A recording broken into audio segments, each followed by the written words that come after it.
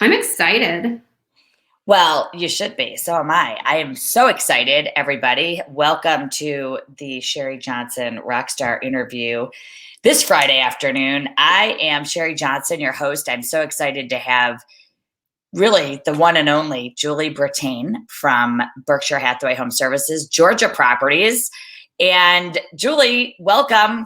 Thank you. I'm so glad to be here. You are just the best. I have enjoyed, I think I've known you now over 2 years. Yeah, a little over 2 years. Which is crazy. And, while people are getting on, I want to start out by saying that Julie is literally one of the most dedicated realtors I've ever met. And I mean that. I know obviously thousands of agents all over the place. You go above and beyond. You have energy like no one I've ever seen. You are optimistic. You are relentless, but in the right way. You have just an unbelievable work ethic. And I'm just thrilled that you're here with me today. I'm thrilled we've known each other. I'm thrilled that I get to have a front row center seat to watch your business grow. And so thanks for being here. And I would love it if you could tell everybody just a little bit about yourself, how long you've been in the business,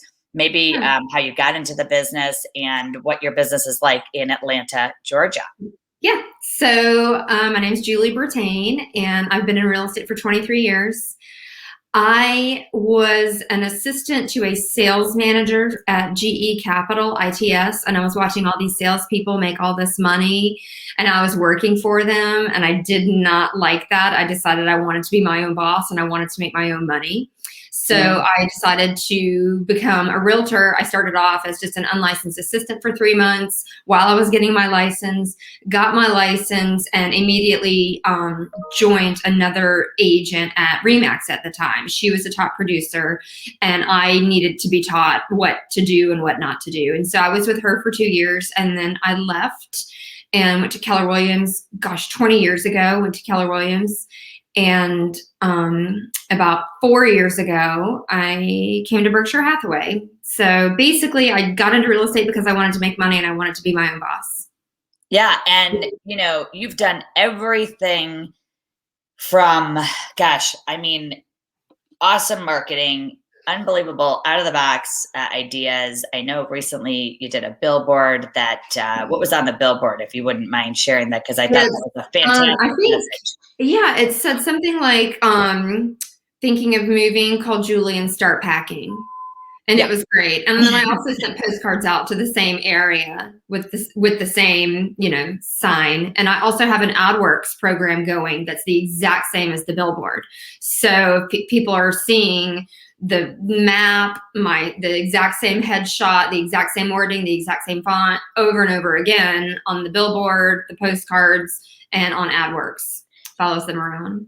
Yeah, it's just brilliant. It's just brilliant. Can you share with us what's your average sale price? Currently, my average sales price is around $600. It has been in the very beginning when I started out selling condos and townhomes to all of my friends that I graduated from college with. I would say my average sales price was like maybe $110 to $120, but I sold 52 homes that year. It was a lot of work, and I made a lot of money, but it was a lot of work. And now you've been able to grow your average sale price. I know you're very strategic about going after certain price points, and I think that's a missed opportunity that a lot of agents don't realize. You can put a plan in place and intentionally go after a higher price point. You did that. When I first met you, you actually told me that you needed to drop a little bit because the higher end 2 years ago was not selling as much as right below in the 400s. Yeah. And I remember that being the case. Obviously now it's a completely different market. So tell us, just because today we're talking mostly about how to get listings in this market, and how to positively talk about the lack of inventory without scaring sellers who actually would buy and sell their home. So before we jump into like the listing part of it, give us a sense of what's happening in Atlanta, Georgia. Properties go on the market. How many showings? How many people in the driveway? Oh my gosh. Yeah, it is really crazy. Right now I have a buyer that's looking from 350 to 500. I have shown her probably 25 houses this week. Went to write an offer yesterday for 20,000 above asking price. So I think we were at like 450 or 470, something like that. And the agent said that she was not willing to accept it because she had 40 more showings Friday and Saturday. Yeah. And she was going to just have to shut the showings down because eventually, and I said, well, I thought I came in, high enough. And she's like, oh no, I've got other offers higher than you. And it's happening. And I kind of knew it. Like I looked at the house, I looked in the neighborhood and the surrounding neighborhood, and there was nothing else on the market that was like it in that price range. So I knew everybody was going to go see that one. Everybody, and they did. And it's still in the market, obviously, but I'm sure they'll sell it tomorrow. So, so in this, the last year, have you been more on the listing side, buyer side, or, would you say it's 50-50? I would say I'm probably like 60% listing side, 40% buyer side. Excellent. I know how to get the listings. I know how to sell the homes quickly. I learned a long time ago how to do that in this market. Basically I can list a home on a Wednesday or Thursday and have many offers and be binding by Sunday night. So I know how to do that. I also know how to write a contract for a buyer with an escalation clause that'll always seal the deal. I know lots of agents don't like escalation clauses. I love them. I'm still a fan of writing a letter to a seller with a picture of the family or the dog or the family and the dog. So I still am a huge, I like to push for that too. But it just depends on, what the buyer's comfortable with. My particular buyer that I'm speaking of, she just did not have the cash to pay the difference if the home did not appraise. And that's big here. People are writing no financing contingency, no appraisal contingency. Some are only doing 1 or 2 days due diligence. So you don't even have time to get a real inspector in the home, and they're buying the house. So It's crazy. Yeah, it is. And for all of you joining us right now, thanks for being here. Julie Brittain from Atlanta, Georgia, and a very good friend of mine, top agent, top in the company. There's over 3,000 agents at Georgia Properties. I know you're in the top within the country at Berkshire Hathaway as well. If you have questions for Julie, please start them coming. We would welcome any questions during this interview from our viewers and from those that are watching, because this is, ask Julie anything mode. Yeah. Julie, I know you've asked questions of people that were on here previously, so this is great that you're giving back. I just love it. All right, so let's talk about the thing most agents right now are having the hardest time with, which is really generating listings. And first, I want to start with, where are your best lead sources for getting listings this year? Yeah, so this year, definitely my sphere of influence referrals have been fantastic, absolutely fantastic. I love my clients so much, and I think they know that I love them so much, and they know that I'm going to treat whoever they refer to me the exact same, if not better. And all of my clients, I feel like, are family. I love my clients. So definitely my referrals from my sphere of influence. And I will text them, email them. In November, I did a Thanksgiving pie delivery, and I gave my clients, I emailed about 100 clients, and only about 60 responded, and I delivered over 60 pies. So that was fun. I got them, they were allowed to choose their pies, and I drove around and I delivered them myself. And it was great because sometimes people would be home, and I would get to see them. So that was fantastic. I really liked being so personable and, telling them happy Thanksgiving and just showing up on their doorstep. It was nice. And that was a great campaign. Your sphere, and I think people right now have in what we're finding is everyone's asking us how to maximize their sphere right now. Yeah. In a world of lots of real estate disruptors, whatever they're called, I call them distractors. There's a lot of, running after the shiny penny and feeling like a squirrel, and should I do this and should I do that? I know you started, with your sphere, of course, but also you've been getting a lot of success with postcard campaigns and reaching out to sellers. Yes. old fashioned, maybe just doing the work. So tell us about how you're getting all these listing appointments with postcards and letters and yes. some of the tools you have. I had basically written off postcards. And then when I started working with you, you're like, just do it, And so I used Vistaprint. They've been the cheapest and the easiest to deal with. So when I get a listing, if I have time, I'll send out a coming soon. If I don't have time, I'm sending out a just listed. I always follow it with an under contract, and again, when it's sold. So the neighborhood will get 3 postcards from me. Some people give 5 or 6 postcards. I'm good with my 3. I feel like them seeing my face every couple of weeks is just fine. And so I've received a lot of leads generated, through the postcards, which is great. And so those are my just listed. I also have campaigns running constantly for my buyers.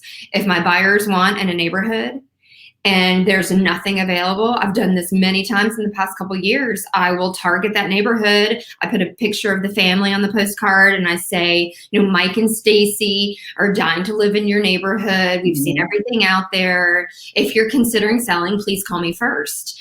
And I've gotten about 12 calls, I would say, in the past 6 months from people who want to sell their home. Lots of times they think it's just a solicitation or it's something like that. So I started putting on the postcard, this is not a solicitation. I do have clients, Mike and Stacy, who want to buy, so I kind of try to reiterate that. But so they'll call me, usually just curious. And sometimes they have their own agent, which is fine. Yeah. But sometimes they don't have their agent. They don't have their own agent. So I do have 2 listings coming up actually in Alpharetta where these sellers, these homeowners who were not even thinking of selling, received my postcard and now they're interested. They want to see, they want to meet my buyers basically, I guess, to make sure that I'm true. Right. If my buyers don't like the house, then it's a listing. So tell us about that, because I think sometimes agents are really focused on, that particular buyer. It doesn't work for that buyer and they miss that listing opportunity that's there. So you get an appointment with the seller even before you show the house? Yes, I get in there. I try to preview it for my client. So then they know I'm serious. I just want to preview, because if it doesn't work for my client, I don't want to walk away and say, this is no good. I'm just going to go find another house. I still want to say, hey, you know what? I have other buyers coming to me all the time asking for a home in this subdivision. Like Kimball Farms, for instance, is huge. I have buyers that are dying to get into Kimball Farms. So I want to know when you want to sell. I want you to call me. I want to get in the door. So so there's actually two people that I'm talking to, the 2 in Alpharetta, that's in Kimball Farms. And it's a great neighborhood and the homes go for over 800.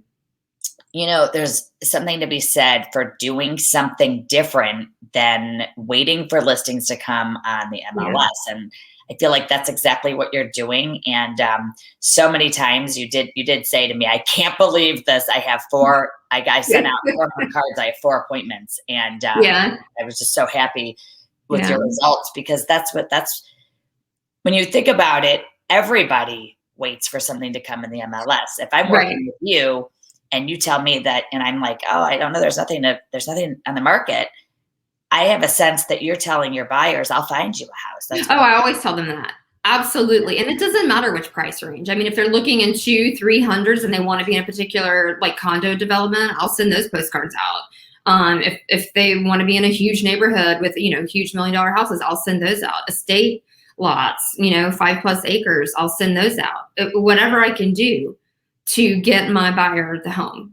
I think it's fantastic. And being able to just relentlessly uncover opportunities. It's okay to tell your buyers that are thinking about selling and concerned about what they're going to buy, that you'll find them a property. And not only will you find them a property, I mean, think about that. That's such a differentiator than most agents saying there's nothing on the market or there's no inventory. And I feel like we just keep perpetuating the low inventory problem by saying there's no inventory. So we have a ton of people that are getting on here. And I'd love it if everyone who's watching could just put in the comments for Julie and myself where you're from and your name, so that we know who you are and where you're from. And if you have a question, by all means, ask the question as well, because Julie's ready to ask them or answer them.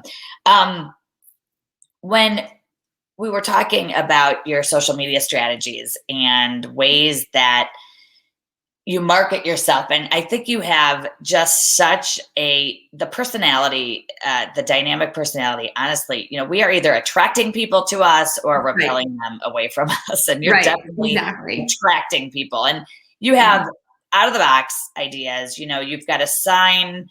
Tell everybody about the sign after something sells so quickly. I think you have a great sign rider that you put up. What does it say? Oh yeah, it says too late. It says too late instead of under contract. It says too late. I love it. I've been using that for years, for over 20 years. I've been using the too late sign. Oh my gosh.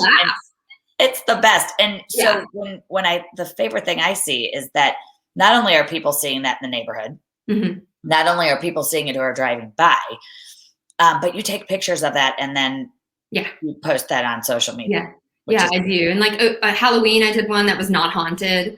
I put that up, and any kind of a cute little writer that I can get to draw attention to the house, I'm gonna do that. So yeah, I had a not haunted and I had a zombie free home listed in October. On the sign writers. Yes. Awesome. Yeah. Zombie free. Not haunted. Yeah. Awesome. About your social media. So tell everybody, are you doing a lot of personal promotion? Do you use video? Are you introducing new listings on social media first? Are you, putting testimonials about happy clients? Give us kind of an overview of what you do for your clients. So social media wise, I do a ton of Facebook and Instagram marketing. It's almost free. It's very inexpensive. So I will push out, I'll boost my post, and I'll also do the straight up, advertising from my Facebook page. And also I'll do a coming soon. I just did one of those and I posted it on I think it was on Instagram. So I did a coming soon and I said the name of the city so people would know exactly where it is. Okay. So basically just posting on Instagram and Facebook my coming soons. If I have a buyer that needs something, I'll also post that on my general Facebook page. So that, I've got a lot of friends on Facebook and most of them live here in Georgia. So if they have a home to sell, they can reach out to me and I promise I'll find a buyer. It's awesome. And are you doing much video? How are you? I'm not, and I'm so mad at myself. I don't know. We talked about this. We're going to jump in the deep end together. That's what I know. And we talked about the shiny objects that you mentioned at the beginning of our conversation. And it's like for the past few months, I feel like I've just been looking at the shiny objects and going for the shiny objects and trying to determine where do I want to invest more time and more money into my business. And I've been such a dummy. I need to get into more marketing with video. I just started a YouTube channel. I haven't posted anything yet on that, but I'm going to definitely start. I need to just pick some topics and then talk because I'm not afraid of the camera. Right. I love the camera. I think I'm just afraid that maybe I won't have all the answers, but the truth is I think I know enough, to get by. So yeah. Absolutely. And what's funny? We when I first met you, I remember you were talking about prospecting people. And I said, at one of our first conversations, and I said, how awesome you are in front of it. You convert open house people. Oh yeah. Yeah. They love me tomorrow. Okay. Yeah. And this is, when we coach people, we're just bringing out the greatness you already have. And so really just reminding everybody that really, doing a video or doing any type of, whether it's a video of yourself or a video of you just talking to a client, right? I think people, they really resonate to the personality. But I know this: you have even just your photos. Like you have great, people see your pictures and they relate to you. So you put a lot of pictures of you in the business at a new house, in front of a new house, at a sign with a client. And I think that's really, Yeah. a lot of people don't do that. A lot of people No, they don't. And and lots of times I will look on somebody's Instagram account and all I see are houses, houses, houses, houses. And I don't even know what they look like. I want to know, what they look like so I can relate to them. And the thing like regarding open houses and me really being so, I guess they just trust me when they walk in the door, probably because all of my open houses, I'm still doing the bubbles and brunch. So I'm offering them champagne and a little, sweet snack. And lots of people, they feel guilty about turning it down. So even if they don't want it, they'll still take it, and it's just a nice opener to stand in the kitchen with them and find out where they're coming from and where they want to be and their time frame. And it's great. Yeah. So I love my open houses. I do it's a love real that. icebreaker. I mean, that's just Yeah. getting to know somebody. It's so easy. Yeah. It really is. It really is. It's part of what I think you do so well, and you just admitted it. I mean, you said I get distracted, and I think we all do. We're all trying to put the right combination of marketing together and lead generation together. One of you talked about the pies. Yeah. I know that your delivery of your open houses reminded me of how you deliver client gifts. And I think that's another great idea. So if you'd share that, I think that's a great one. Yeah. So like I like the pillows that have the zip code on them, or the coordinates, the little pillows that have the coordinate on them. I've also done watercolors of houses. I've also started going to Target the day before and just buying a huge, beautiful basket and just filling it with stuff like a blanket and a carbon monoxide detector and an extinguisher, a fire extinguisher, and other fun things, snacks for the day of moving. Always a bottle of champagne. That's probably one of my trademarks is my champagne. So always a bottle of champagne, and any other fun things. Like if they've got kids, I'll put in special stuff for the kids for moving day. And I'll put in like a Bluetooth speaker, just fun things for moving day. So I love doing that. It's like that total surprise value right there. Huge surprise. Yes. All of that is. Oh yeah. And so I get like a letter board and I'll put like welcome home and I'll put their names, and so we close, they go to the house after closing and there's this huge gift basket from me. And it's great. It makes me feel really good. I love doing that. I love the Bluetooth. Yeah. Oh yeah. I mean, it's like $50 at Target and it looks cool. People love those. Great. And you can never have too many of them. Exactly. Yeah. Fantastic. So in a world of, again, trying to get listings, I guess many times agents will say, like, how do you convert leads? How do you get somebody to meet with you? Yeah. So I want to drill in a little bit about what you say, how you say it. If somebody's on the fence, how do you address that? We all know it's so easy when somebody, calls us and they say, I'm ready to go. I'm ready to list. But what about the people? Like, how do you get yourself an appointment with a seller, a potential seller, even if they're not ready to go? Oh, if they're not ready, obviously you need to know, the reason why they're not ready. But usually I can talk them into it. I mean, waiting just right now at this point, it doesn't make any sense. It doesn't make any sense to wait. And here in Atlanta, our sellers, most of them are requesting some lease back times, after closing, they want 10 days, 15 days. I'm telling my buyers, in order for us to get this house, if the seller has to close in order to buy another house, we're going to give them 30 days. So they have 30 days to find a house. Let them live in the house rent free. It's no big deal. Then they'll have the money.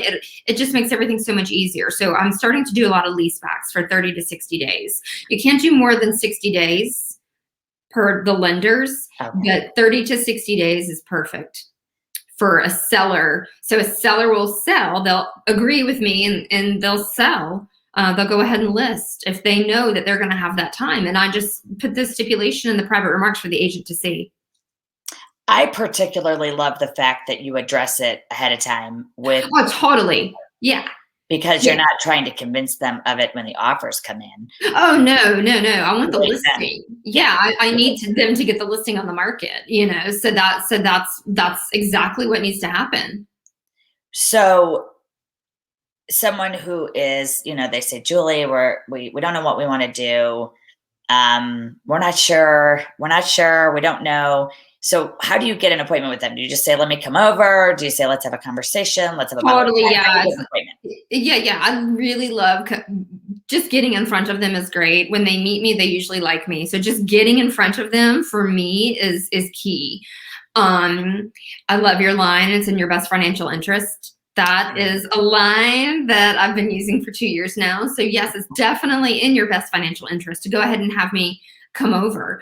The other thing that I say to them before they're ready to list and they think they need to do things to the house, I'm like, well, wouldn't you like it if I could save you money? And they're like, what do you mean? What are you talking about? And the truth is lots of times sellers want to make all these cosmetic changes to the home. They don't have to. People are dying to find a house here that, is a roof over their head, basically, in a school district that they want. They don't care if they have to make cosmetic repairs. So I like it when people have me over. Lots of time, like my dad, for instance, was going to replace all his carpet and he chose this beautiful green. No, Dad, don't do that. Please don't, just leave it. So, yeah. No colors. No colors. Yeah. So it's definitely in a seller's best financial interest to have me come over because I can definitely save them money. Definitely. Yeah. And it's funny, right now too, there are so many options. Jill Katzenberg has a question here. Do you ever have them do a bridge loan so they can buy a home first and then sell? Is that? Yes. So I have an amazing lender. I've worked with him for years. He's fantastic. And he does do bridge loans. So I have a buyer right now who wants to be in a subdivision, but that she's really been like stalking. It's awesome. She watches all the kids get off the school bus and, to see where they're going. So she stalks this neighborhood and she wants to be in it really, really badly. She must sell her home. And I've shown her a few houses, but like she texted me yesterday and was like, we want to see this house. I responded, we got to sell your home first. It's getting exhausting showing her property that I know that she can't buy. Right. She has another lender, not my lender. Okay. All of a sudden I get a text from her. Our lender doesn't do bridge loans. It was perfect. It was perfect for me to finally say, there we go. Now I'll start showing you homes if you can get this bridge loan with my guy. It is sometimes they have to see houses they can't afford to get the motivation up. So do you, we have lots of options, lots of buyer options. Do you talk about, the rent back that you're going to ask the buyers to do? You talk about a bridge loan option. And then with listings who, they come over and I love, I can save you time and money. And really it's never too soon to start a conversation with us. No, never. List the house, exactly. Never. And do they, with the people who are sort of on the fence or the people who, aren't ready. So I know, even the people that might say 6 months, right? So would you, because we don't discount anybody, right? Right. In our gold mine pipeline system, we don't discount anybody. So how, explain to everybody how even, maybe in the last even 2 years, looking at those opportunities and those leads and how maybe you've sort of looked at them differently now and filling a pipeline because you have an unbelievable pipeline. It's like every day, every week you're texting me this. I know I'll send it to you with like 15 million. Wow, I can't believe this is happening. And you doubled last year, the year before, I think. Yeah. So last year I was like right under 8, and this year it looks like I'm gonna be, 15 or so. It's so at least 15. It's so awesome to watch what you do, and literally, like I said, have a front row seat for it. What's your best closing line when you're at the listing appointment? My best closing line, and you might be in competition. Yeah. So I think This is a tough one. My best closing line. I mean, obviously, it's funny because like the opening line is kind of also the best closing line, which is it's in your best financial interest. It is. It's in your best financial interest to sell the home now. Why do you want to wait? You shouldn't wait till June or July when everybody else is going to be listing their homes. It's time to get it on the market now. Do you ever find you're in competition, and so, you don't know if you're getting the listing, Yeah. and you've gotten through the appointment, and you don't know if they're choosing you necessarily. Yeah. You have a feeling that you go on an appointment and you get it. So, yeah. but sometimes people ask you for commission reduction. I'd like to cover that too. Like, what do you say when people want a reduced fee? Because I know that's actually really been happening a lot lately. Lots of the listing companies here in Atlanta are reducing the amount that they're going to pay to a buyer's agent. So when you go to show a house, you pull it up and they're only going to pay 2%, 2.25, 2.5. It's ridiculous. It really is. You still have to show the home to the buyer, unfortunately.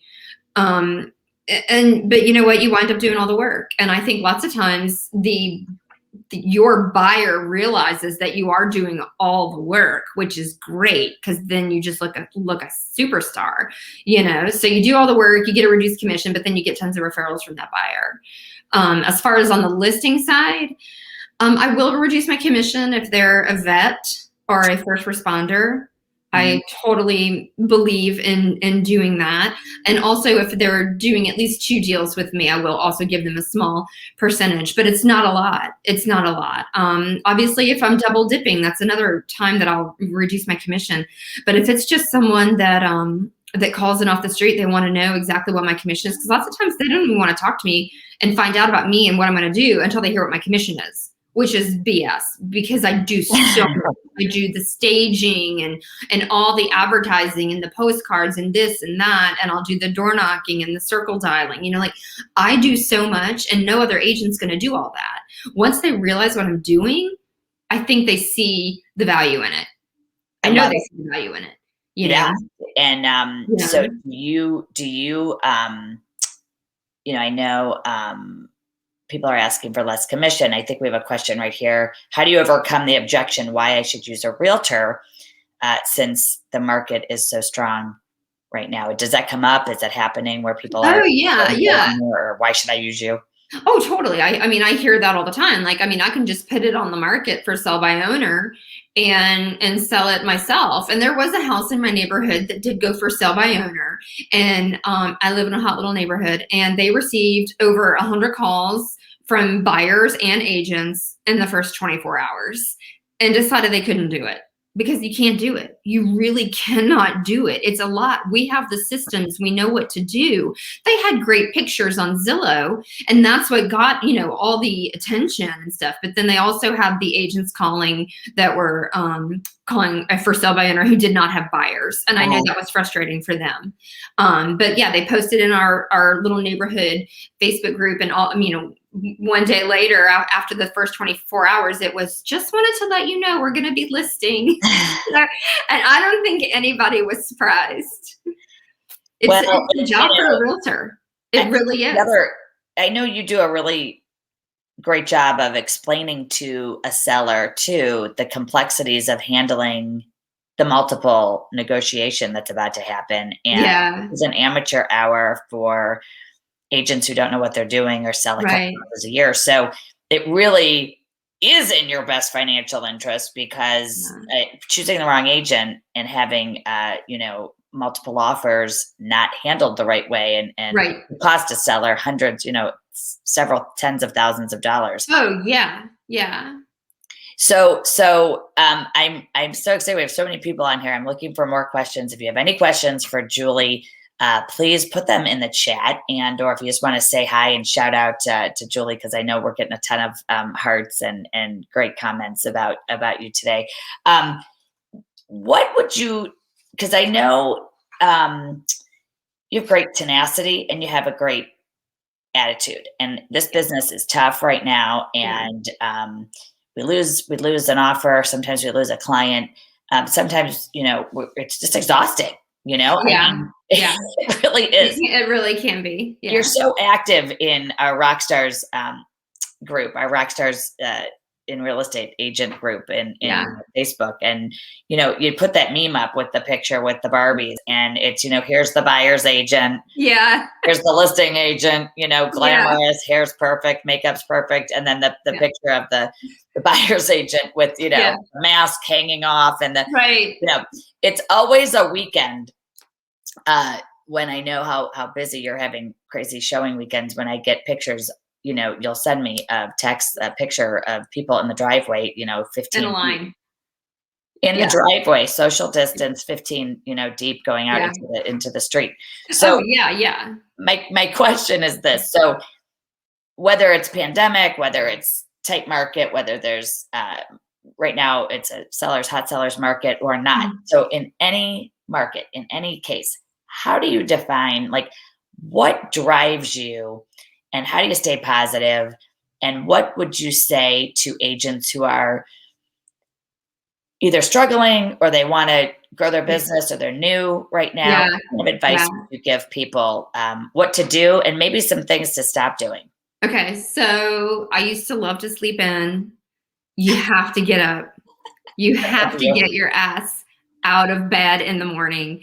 My daughter was doing dual enrollment this year, so she didn't have to go to high school. She didn't even have to go to her college class until 11 o'clock. So I really didn't have any reason to wake up, before 9 or 10. So I have started getting up.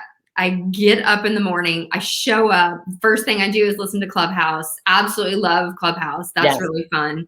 So that's my first thing. You get up, you show up, you get in the shower first. If you don't get in the shower first, you might not wind up showering all day. So please get in the shower first. This is great. And this is, you get up and you show up. And also, there are days that are, discouraging, but I don't take anything personally. This is business. Everything here in real estate is business. Even when you're working with family members, it's business. You got to shrug that shit off, and just keep going. I smile a lot. And I think that because I smile a lot, I'm a very happy person. I'm like the, opposite of my 18-year-old daughter who is, grunting and making sounds and, like I am always giggling. I think you just got to show up. If you show up, it's going to happen. Make a list. Make a list of everything you need to do that day. I sit down on Sunday and I plan out my entire week. And that is the best thing ever. Time blocking. You know that I have got such a hard time with time blocking just because I will have buyers pop up and say, hey, this just hit the market. Can you show me? And I want to be available to my buyer. So I have a very hard time blocking because I have to go show that house. I don't want them to miss out on a house. But the time blocking is really important for sure. Also, I'm trying to get more exercise. I love, taking the dog for a walk in the afternoon is good. Sometimes 2 walks just to get out. But, I'm still working from home. I just switched offices. I haven't even met anybody there and I've been there for an entire month. But get up, show up, put your makeup on. Yeah. And it happens. Yeah. Happens. The battle is showing up. Yeah. It really, that's more than half the battle for me. I say this all the time that, real estate is great because it's flexible. Right. And it's the greatest thing about real estate is it's flexible. The worst thing about real estate is that it's flexible and we morph it into sometimes our personal lives. Yeah. And, the day is like gone and you're like, okay, well, I didn't make any money today. And and that happens. That happens to me where I feel like I didn't really do anything, but usually I actually did. It's just that obviously I'm not making money every single day, but I am getting, to that point. So yeah. It's so true. And you combine so many great things. Jill mentioned if you erase it, you have to replace it. So it doesn't get deleted, right? Right. You're going to work on before that buyer called. Right. So if I have something, let's say in the morning, I was going to start pulling up numbers and Remind or Cole Realty or something like that. And I get a call from a buyer who wants to see something. Instead of erasing it, I just move it to the next day or I move it to a later hour. I don't ever erase it. My calendar is a joke. I'm going to show you my calendar. This is Monday. This was Thursday. Can you see I love all of these like changes and stuff? Like, it was crazy this week. So I had a buyer in town, and so stuff was coming on the market, and I was rearranging everything, to make sure that we could get there. So everything got moved to late last night, or actually this afternoon. Yeah, you just gotta move it and do it. Move it and do it. Yeah, and you are jumping from 8 million to probably 15 or 16 million this year. Right. What would you say? What do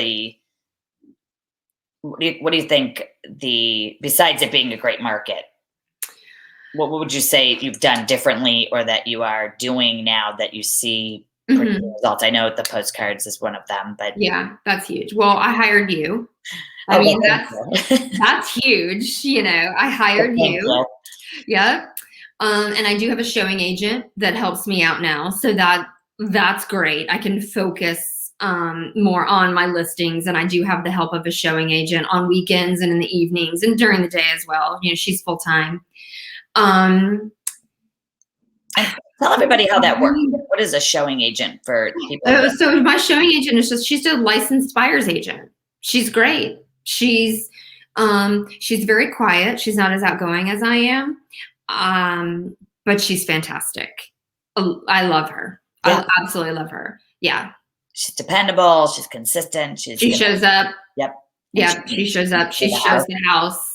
And if the buyers ask her any questions that she can't answer, she'll say, you need to talk to Julie. Let me call Julie. She'll get me on the phone if I'm available, and I can run comps. Like, while she's showing the house, I can run comps while she's in the house, if I'm available. So it works out great for us.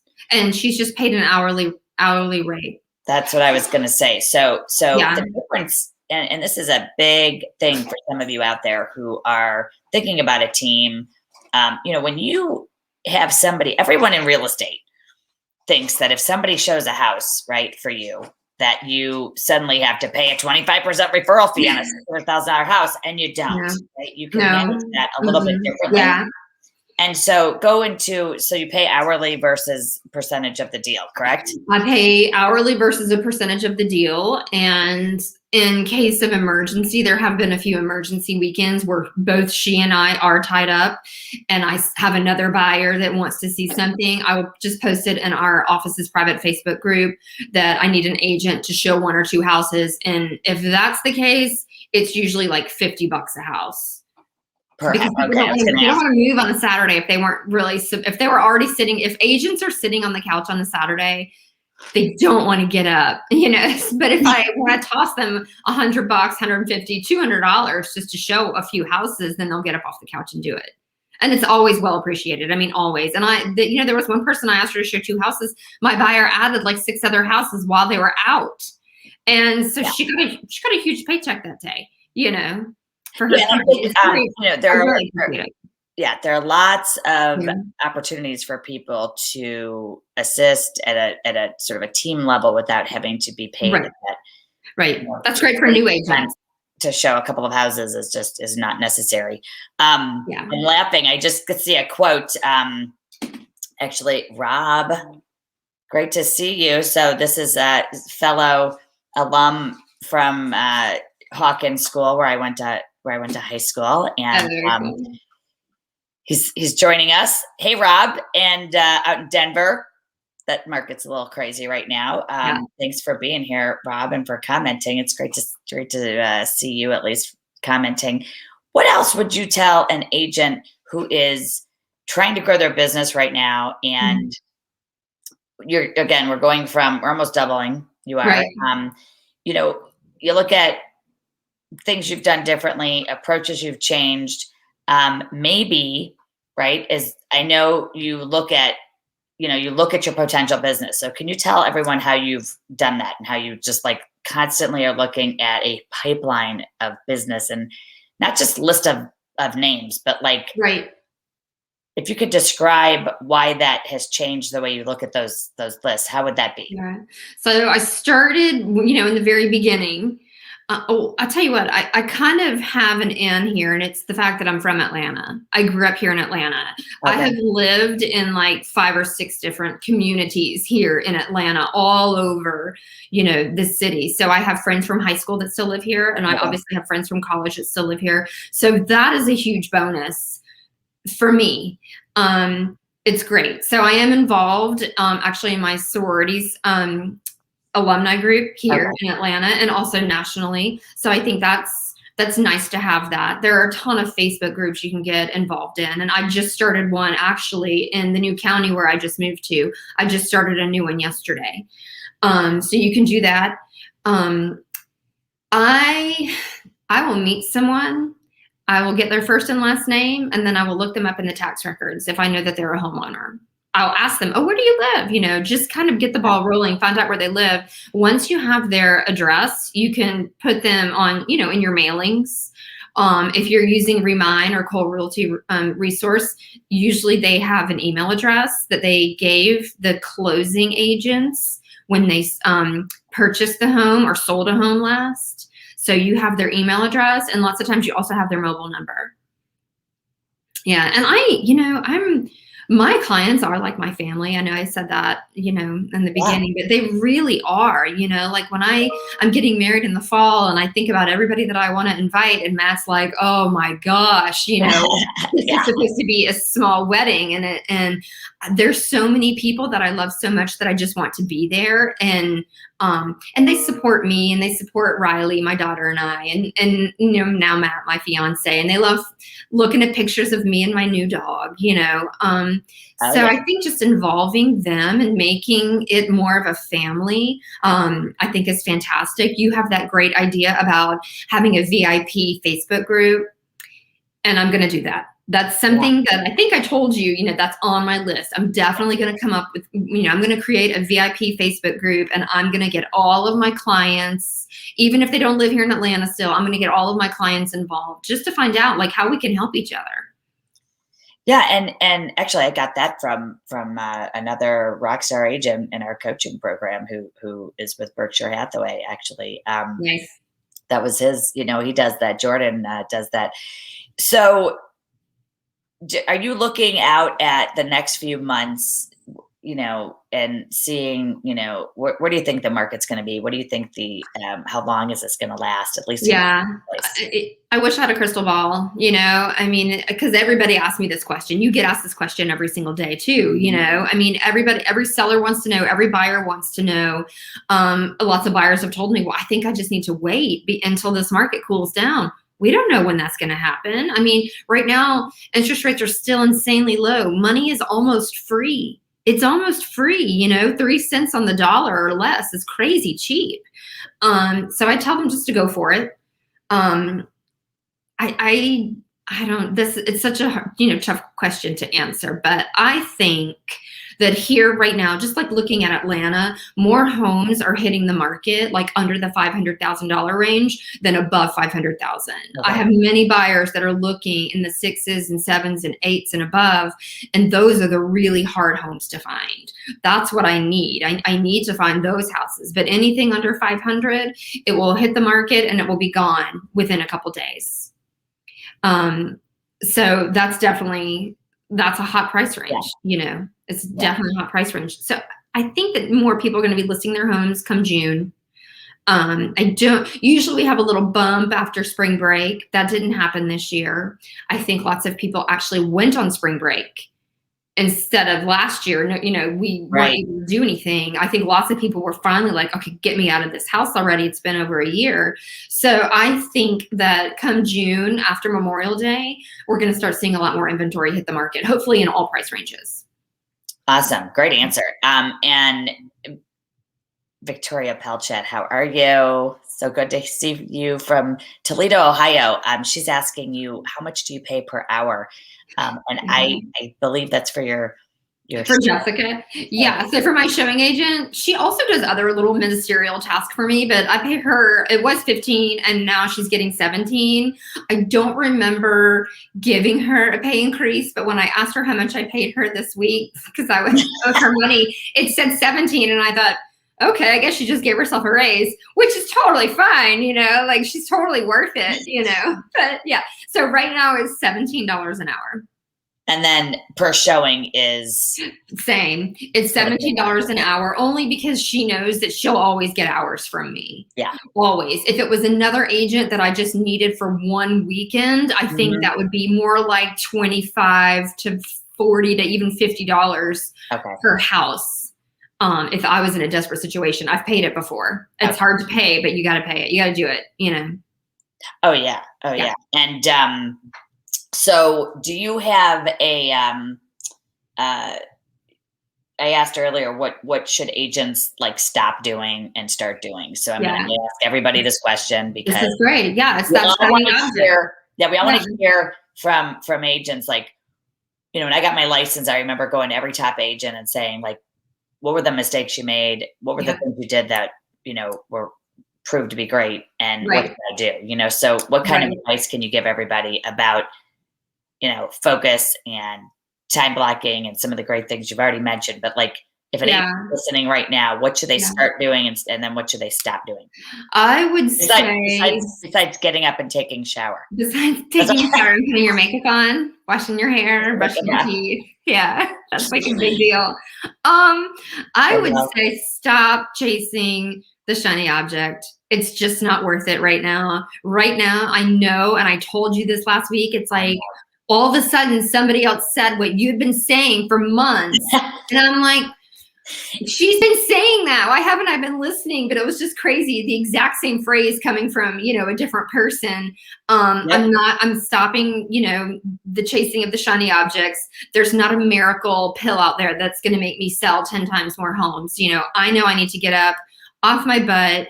I got the microphone. I have the tripod. I'm going to start, video. My office is like beautiful. It's all set up, like it's pink. I even have a pink ceiling. But I'm ready to start filming the videos. I'm ready. I just need to do it. That's all I need to do. I'm really also looking for a videographer right now. Fortunately, we have a bunch of colleges here in Atlanta. So I think it'll be pretty easy for me to find a student videographer that I can pay all summer. And it'd be a paid internship for me to get some videos done, actually produced with music and whatnot. So I'm excited to start that. And that's something that I actually have on my calendar to do next week is to hire someone. I have a bunch of phone numbers, but I haven't made any calls yet. So it's like, I just need to buckle down and do it. And once I do it, I know I'm going to be so excited. You're seeing me on camera all the time. You'll be so I know. So agents should stop running after shiny pennies. Yeah. Shiny objects rather. Yeah. And I screw up phrases all the time. So stop running after shiny objects and then they should start doing video. I'm going to start it's the video. I know you are. Okay, great. Yeah, it's the video and basically just I think I've done like maybe 1 or 2 reels, maybe more than that on Instagram. I've got to do more of those. I've got to start taking my YouTube videos and putting them on reels and doing more television type stuff on Facebook and on YouTube and on Instagram. Yeah, like even I know I need to do it. I mean, I do love being in front of the camera. It's easy. I'm not afraid of it. So I don't know what my freaking problem is here. Well, but I'm going to do it.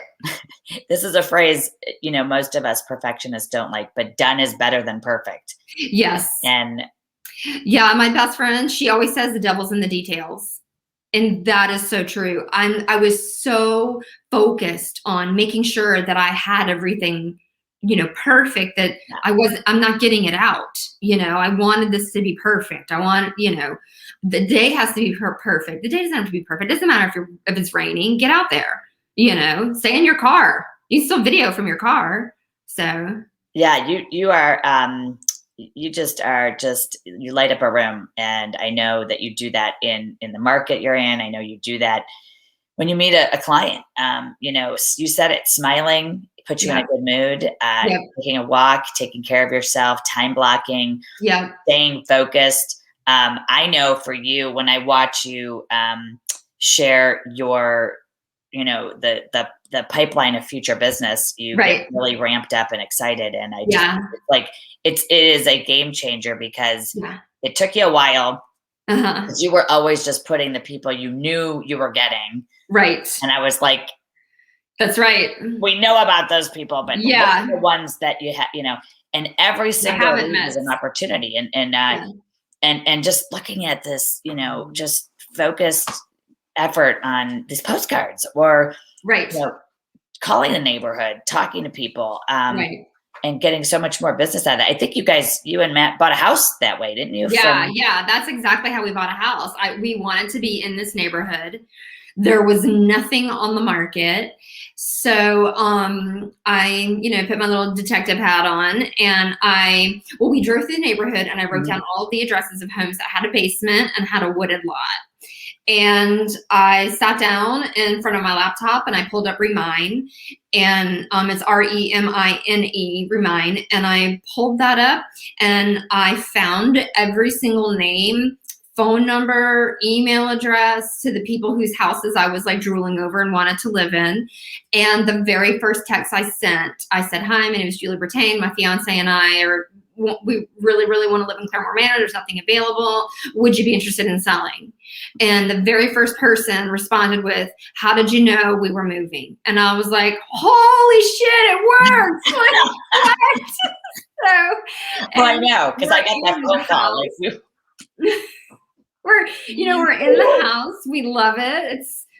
We were on yeah, the phone, so- and you've already moved into that house. And I said, I mean, you found your house this way, and I found my house. everybody Yeah. in the country has this tool you're calling Remine. Remine. A lot of you do. A lot of you have it in your MLSs, Right. and it's Great. it's a gold mine for all of you. Yeah. And it's just that tenacity, and then literally all you've done is just repeat that same effort, to get more for my buyers. Your buyers, exactly. Yeah, for my buyers, which sometimes leads to a listing appointment, which is great. I mean, it is. It's great. Yeah. And I was also, listen, if I didn't have, in this neighborhood, I wanted it so bad. If I didn't have any of their information, I mailed them a letter, and I also hit them up on Facebook.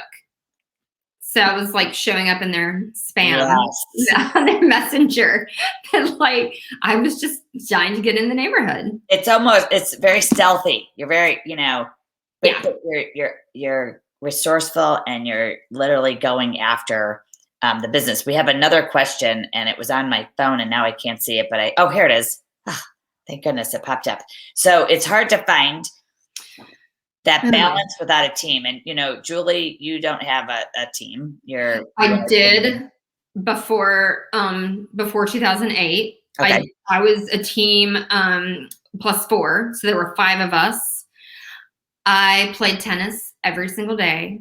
My hands were hardly, in the business, and I paid people to do that. And of course I got burned. Money was stolen from me, and that was a nightmare. So it has taken me a while to finally hire somebody to let in, to help me with my business again. She doesn't have a credit card like the last ones did. But Yep. She might get one soon. Yeah. So I think, you have to, who is that? Victoria, you have to have somebody that you can trust. Find a new agent in the office that's like dying to learn from you. And that's something that I love, mentoring new agents. I love it because I know that they're going to listen to my advice and do what I do, hopefully, and be a great example of other agents out there. Everybody has worked with one of those agents that just sucks, and you just can't stand this other agent, and the calls aren't returned, the emails ignored, blah, blah, blah. I make it a point to mentor these new agents and tell them, be good. You have to treat people the way that you want to be treated. Just be a good person, and I think that if you're mentoring an agent, they're going to want to just follow you around. Anytime I have an open house, I ask new agents if they want to shadow me. I think that's huge for a new agent to shadow me. A listing appointment. I took an agent with me on a listing appointment 2 weeks ago. It was fabulous. She just sat there and smiled, the whole time. And of course I got the listing. So, but sellers don't mind that. If you say, hey, there's a new agent in my office, I like to bring them in. They've never been on a listing appointment. Sellers are totally cool about that. Same thing with the buyer's agent. If the buyer's never shown a house, they have no idea what to do. A buyer's agent, they really have no idea what to do. So I think it's great to have someone shadow you initially. So that's the balance, is finding that person. And so, because you don't really have an administrative assistant either. I mean, So I have Chris. Listen, I'm a great salesperson. I can sell ice to an Eskimo. I cannot do paperwork. I suck at paperwork. I will procrastinate for days, for months, when it comes to paperwork. So I do have a transaction specialist. I pay her $300 and she handles all of my paperwork, contract through closing. I don't have to think about anything. Like she sends the initial email to everybody. My name is Kristen. I'm Julie's transaction specialist. These are the important dates. This is due here and this is due then. And, our closing is here on this date. Earnest money is this amount. I mean, like, it's awesome. And then she'll also send little reminders, and it's worth the $300 because I can't do it. I don't even know how to turn in a contract in my office. I just email them to Kristen and she does it. And that is your time to be able to go. It's my time. And you know what? It's so crazy because I remember thinking years ago, it's $300. It's so much money. But you know what? I need that extra time. That's probably an extra 4 hours per transaction that I'm saving for $300. It's nothing. By the way, that can be used for going on more appointments, or that could be used for personal. Right. Oh yeah. I have had assistants when my little girl was smaller. I have to pick up my daughter if I'm on an appointment. I mean, absolutely. There are agents that will do stuff for you just because they want to work for you and they want to get to know the business. So they'll do stuff for you. Just pay them and be appreciative. So what do you do if the deal doesn't close? We just got a question. If $300. If the deal does not close, Kristen actually does not charge me $300. So there are some homes where I've gotten, this is years ago, I would get 4 or 5 contracts and they kept falling through. And I didn't owe Kristen anything but that $300 on the actual sale. On the one that closed. Okay. On the one that actually closed. Yes. I also believe in bonuses here and there. A little Venmo money showing up in their account is good. Starbucks gift cards, just, something like that, dropping them off at the office is also, I feel like when people feel appreciated, they want to do more work for you. Right. Yeah. And I love my people. I love everybody that works with me. I have the best photographer. I have the best graphic designer. And I love them. So so I always like to give them an extra something at, Christmas or when I'm swamped, and they've really helped me out. So you really do utilize a lot of resources so that you're not doing that. You have a team, essentially. You're not promoting yourself, team, but you really have a great team of people. Support people. And I think everyone on this call, even the time blocking effort is for personal too. Like that is so important. Putting, the exercise or the walk or the meditation or the relationship time with people you want to be with. And I think that, whatever we do in that time blocking is what we're doing. And that's, And it changes, it can give us that work-life balance a lot better. Plus, hiring people and, we have anything that can be done, like you said, by somebody else. I mean, whether it's part-time and you hire somebody, even if it's just part-time, you just said you get 4 hours back. Yeah. And I heard that. I mean, that's 4 hours per transaction. So if I'm closing 3 or 4 homes a month or 6 homes a month or 10 homes a month or whatever, it's a lot of hours that I feel like I'm getting back to myself. And the other thing, I used to always turn down girls' night out because I was so busy. That was so dumb. I love my girls' night out, now. Like, it's something that I really look forward to because I'm creating stronger relationships with these women that I meet or the alumni, in my sorority group. So I'm doing more G&Os. I spend a lot more time with my daughter, taking her shopping and stuff. Just more personal time, has been great. And that, Victoria, you had asked about the balance. And I think just making sure that you do have that time for yourself, even if your G&O is just once a month, that's okay. Take it, go to a movie, go grab a drink with a friend, or, even last minute stuff works. So if you're out and about and you're driving past an old client's house, call them up and see if they're available and take them for a drink. What a great surprise that is. I love it. And it just, it just creates more success, networking.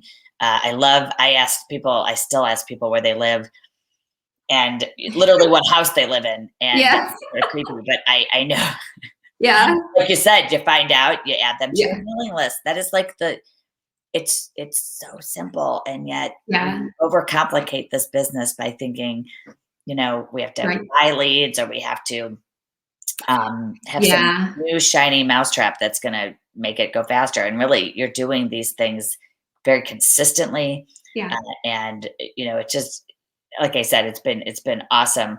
And it's been awesome to spend the last hour with you. I want to show, if I may, I'm going to show a picture of Matt, your Bye. fiance, because he's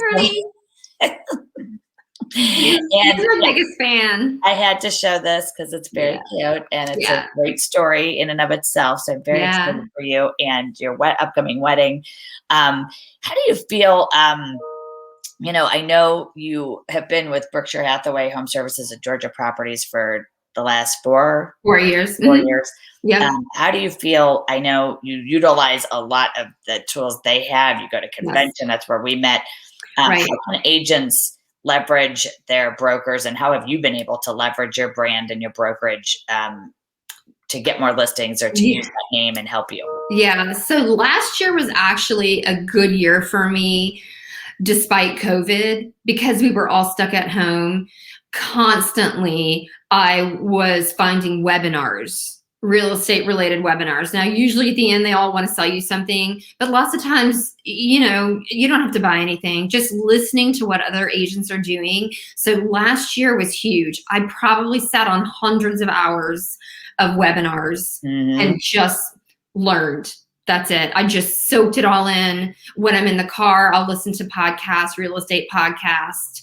I'm on Clubhouse still, when I'm in the car. So I think listening to that is perfect, to listen to that and to just clear your head and get it all done. So take advantage of education. For sure. The education, it's free. All these webinars are free. I don't pay for any webinar unless it's something that Sherri's putting on. Then I'll definitely, pay for one of those. But yeah, these webinars there's so many people you can learn from. And it's just keeping an eye out, just Googling, real estate webinars, getting on YouTube and finding other interesting top performers and top producing agents and just following them and listening to them and subscribing to their channel and following them on Instagram and Facebook. And that for me has been huge this past year and still is. I mean, I think there's been like 4 or 5 days this year total where I had a day-long webinars and conventions.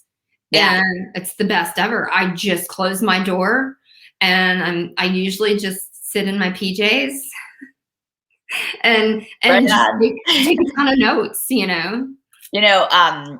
because you are, after all these years, I hope everyone, we are always remaining teachable. This business changes so fast. And I love, Clubhouse has been a great addition to the industry. So many great calls. I got on Clubhouse. Barbara Corcoran was on speaking. I mean, I instantly knew it was her voice. Yeah. And, these networks, I also know that you do a lot of referral networks around the, referring business all over the country. And you take totally. Yeah. I mean, Atlanta is so transient. So I have clients that have moved to around the world, Colombia, Greece.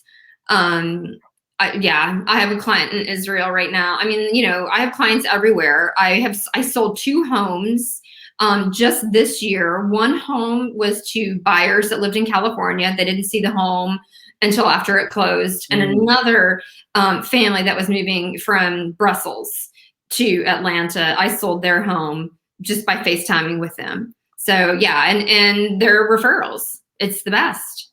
It is. It really is. And anybody who has a referral for Atlanta, Julie Brittain is your agent, and connect with her on social media, please. You'll love her post. You'll, she's happy to have you follow her, and where can they get you on Instagram and Facebook? Yep. So Instagram, Top Realtor Girl, TOP Realtor Girl, GIRL. And Facebook, I think it's also actually Top Realtor Girl. Yeah, it definitely is Top Realtor Girl, or Julie Brittain, and you spell my last name Brittain. It's like Britain, but with two T's. Right. Yes, so you can find me there. It's awesome. And, I hope that everyone took crazy notes on this. This has been just a fabulous way to share ideas, best practices, how to generate more listings in any market, really. I mean, especially right now, but in any market, that what you're doing, these methods will sustain regardless of what's going on, financial crisis, health crisis, whatever market you're in, whatever market we face coming, in the next few months, years. If you're doing these things, you will always have business, just because this is the way you build your business. And, it's been fantastic to have you, and we're getting all kinds of great comments. And any last things you want to share with everybody before we jump off? I do have to say, I'm actually starting to focus on buyers that need to right size, the new word for downsize. So I am starting to send more postcards to those buyers who are 60 and up, 65 and up, who've lived in their home for at least 10, 15 years, because I know that they're probably going to need a master on the main soon, or maybe they're moving to Florida or something like that. There's this one neighborhood that I've sold 5 homes in just in the past 6 months, and every single person in there has moved to Florida. And it's been a great referral resource for me, that neighborhood, So I'm focusing now on some right size buyers. And remind, you can pull everything up by the age of the owner. I mean, how awesome is that? You really know who to target, which is fabulous. So I'm going after that. And I'm also starting to go after absentee owners. They have no idea what's happening in Atlanta if they live in Arizona. So I'm also really starting to focus on absentee owners. And I think this year that's going to be key for me. Absentee owners and some right size sellers.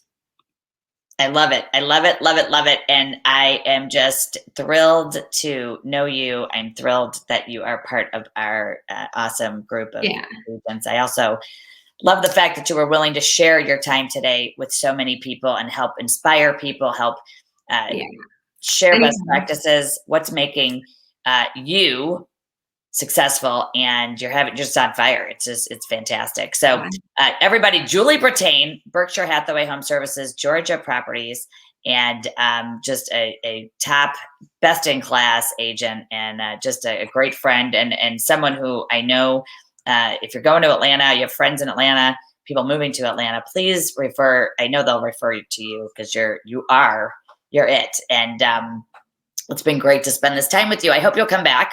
Absolutely. We'll talk about other topics. And anybody out there, if you have any topic you want us to talk about on RockStar Agent Interview, please let us know.